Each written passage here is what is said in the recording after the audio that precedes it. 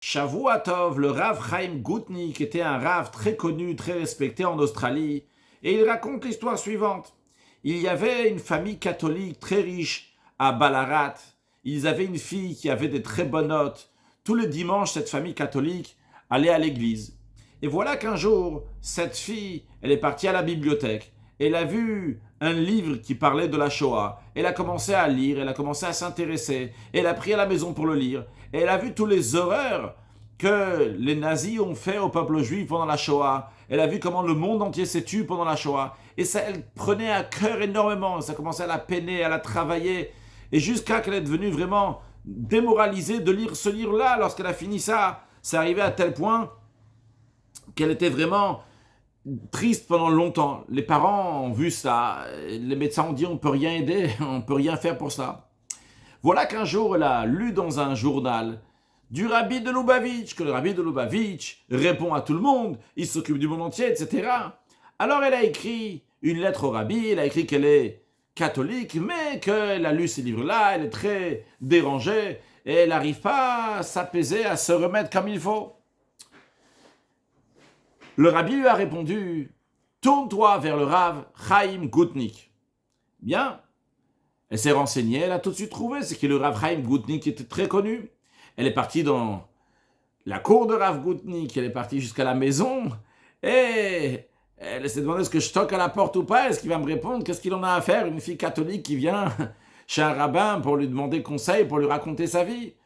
Mais elle n'a pas eu besoin de toquer, vu que le Rav Chaim Gutnik raconte que lui, il est en train de sortir de la maison. Il ouvre la porte, il voit cette fille, lui dit « Qui vous cherchez? Qui est-ce que tu cherches ?» Et la fille lui dit « Je cherche le Rav Chaim Gutnik. » Il lui a dit « C'est moi. Comment je peux t'aider ?» Elle lui a dit que le Rabbi Lubavitch l'a envoyé chez lui. Le Rav Gutnik l'a mis à la maison, il a écouté toute son histoire, il a recherché, il a demandé peut-être à de la famille qui est juive ou quoi que ce soit. Rien du tout. Bien, quelques semaines passent. Il reçoit une lettre du rabbi, Rav Chaim Gutnik, dans laquelle le rabbi lui dit « Qu'est-ce qui se passe avec la jeune fille juive de Ballarat ?» Alors le Rav Gutnik était choqué. La jeune fille juive, c'est une catholique. Alors tout de suite, le Rav Gutnik, il est parti chez cette famille. Il a commencé à leur parler. Et la famille a dit « De quoi tu parles? Qu'est-ce que tu racontes? Nous sommes des catholiques. Notre fille, il a une folie qui lui est rentrée dans la tête, rien de plus. » Rav Gutnik, il est reparti chez lui à la maison. Bon, qu'est-ce qu'il peut faire? Les jours sont passés. Il a reçu une nouvelle que cette fille-là, elle est arrivée à un stade qui est tellement démoralisé qu'elle est à l'hôpital et il lui reste quelques heures à vivre.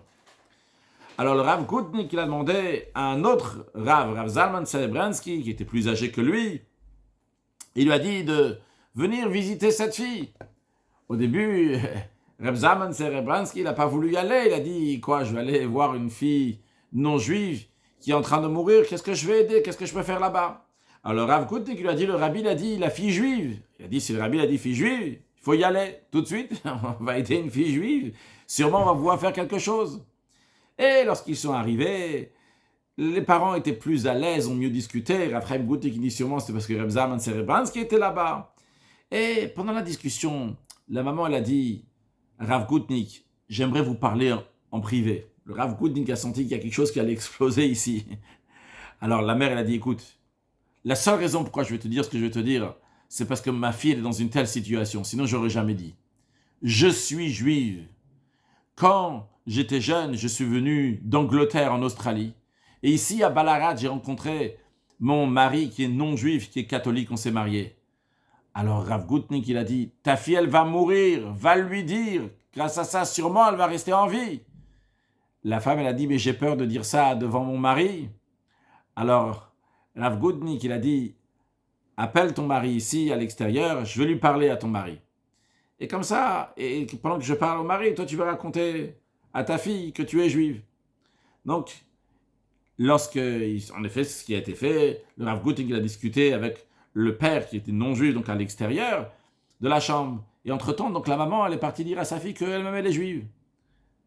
Quelque temps après la discussion, ils sont rentrés dans la chambre et ils voient que la fille, elle va bien. La fille est en train de se lever, elle repart à la maison, tout allait bien.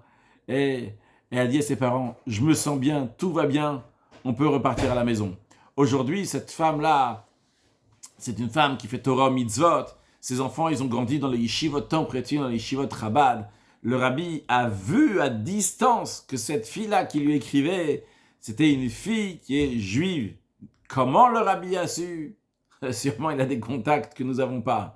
Le rabbi nous dit des choses, c'est incroyable, incroyable. Le rabbi nous dévoile des choses. Lorsque le rabbi dit Mashiach, il arrive. Le rabbi dit ça arrive Rosh Hashanah, va sonner des chauffards à d'autres juifs.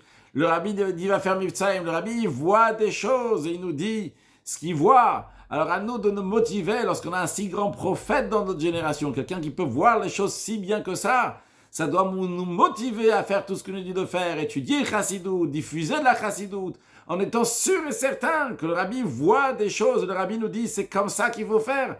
C'est comme ça et pas autrement. Et c'est sûr et certain que c'est ça qui va faire venir la venue de Mashiach Nav Shavua Tov.